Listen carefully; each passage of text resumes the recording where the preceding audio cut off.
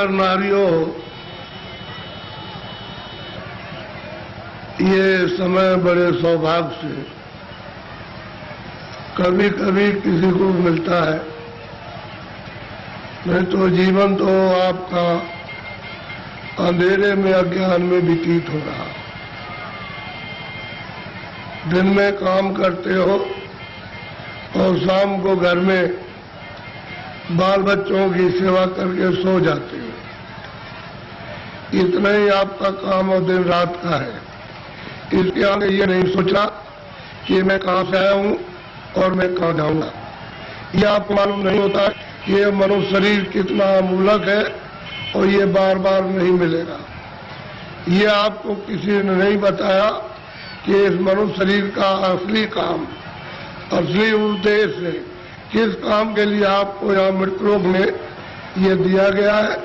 इसको सब लोग बस इस झगड़े झंझट में, खाने पीने में, उठने बैठने में, लड़ाई झगड़े में, इसमें सब बिता देते हो। रात को भी वही संकल्प देखते हो और दिन को भी वही देखते हो। ना आपके हाथ में रात का पड़ेगा और ना आपके हाथ में दिन का पड़ेगा। ये मनुष्य शरीर थोड़े दिन के लिए अपने आप को मालिक ने दिया और आगे देखो, मेरा ये मनुष्य शरीर दिया हुआ ये साफ सुथरा है और तुम इसमें बैठकर अपनी जीवात्मा का कल्याण, अपनी जीवात्मा को भगवान के पास में पहुंचा दो। हमारे मकान को गंदा मत करना। मैं तुमको किराए पर देता हूँ, भाड़े पर थोड़े दिन के लिए। समय पूरा होते ही मैं आ जाऊंगा और तुमको मकान से बाहर निकाल कर और मैं अपना मकान ले लूंगा। उसने ये कहा, मेरे मकान में गंदगी मत जमा करना। तो आपने उसके अमूलक मकान को जो आपको दिया गया है, उसमें कूड़ा कचरा, पाप और पुण्य, पाप और पुण्य, अच्छा और बुरा आपने इसमें भर लिया।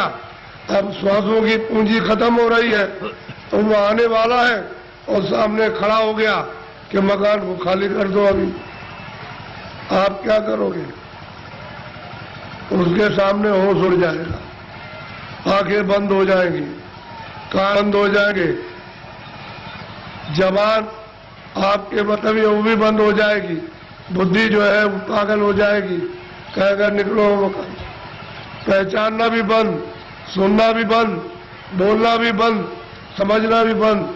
और मनुष्य रूपी इस किराए के मकान से जीवात्मा को निकाल करके बाहर करेगा, फिर तुमको ले जाएगा और वहां पर हिसाब करेगा कि तुमने कितना पाप किया और कितना पुण्य किया।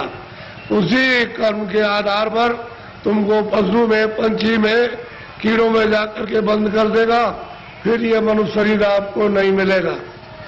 ये अमूलक उसने आपको ये निधि दी है।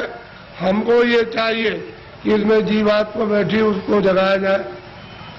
तो आप किसी से रास्ता पूछते नहीं हो, भाई किस रास्ते से भगवान देखा जाएगा, किस रास्ते से मिल जाएगा। कोई रास्ता है मनुष्य रूपी मंदिर में, तो सबके पास भगवान के पहुंचने का रास्ता मनुष्य रूपी मंदिर में, कहीं बाहर नहीं है कि तुम पूरब में जाओ, पश्चिम में जाओ, उत्तर में जाओ।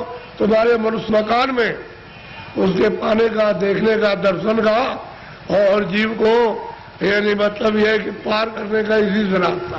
तो तुम किसी जानकार के पास जाते हो, उससे पूछते कि भाई भगवान के मिलने का कोई रास्ता है, तो वो बता देता आपको और फिर कहता कि देखो ये रास्ता है, इससे चलो।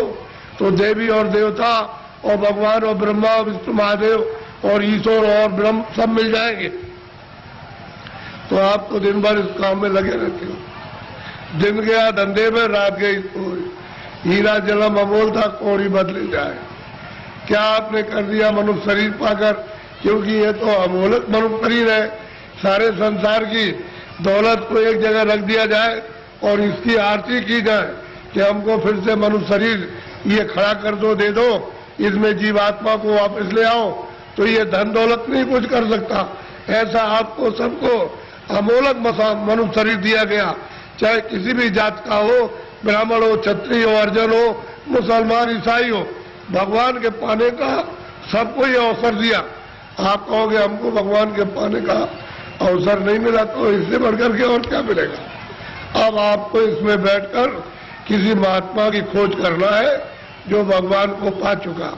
उसको अगर आपने पा लिया और उसके पास पहुंच गए तो भगवान के पाने की आप में इच्छा जगा देगा, और जब इच्छा जाग जाएगी तो आप कहोगे मुझे रास्ता बताइए, तो रास्ता देगा।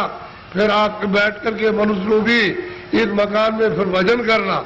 जब भजन करोगे तो तुम्हारी दिव्य आंख ज्ञान चक्षु तीसरा नेत्र खुलेगा, उस नेत्र से भगवान और देवी और देवता देखे जाते हैं।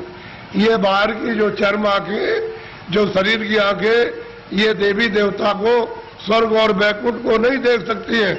जब तुम्हारी अंदर की आंख खुल जाएगी वो उनको देखेगी और उससे मिलेगी और भगवान को देखेगी, तब बेड़ा पार, तब अवसागर से उतरोगे।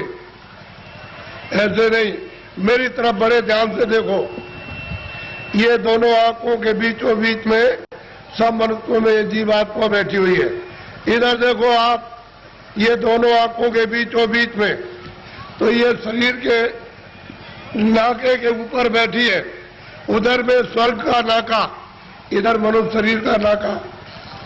तो जो आपको यहाँ बैठाया था और आपने ये कहा था कि जिसको पकड़ के आए उसको छोड़ना नहीं, तो आप सुख सुविधा में लग गए और ये संसार के ये काम ये करने लगे, ये देखने लगे, सुनने लगे, और इन पर्दों को ये कहने लगे ये मेरा है, ये बच्चा मेरा है, खेती मेरी है, पेड़ मेरा, और ये मेरा और ये मेरा।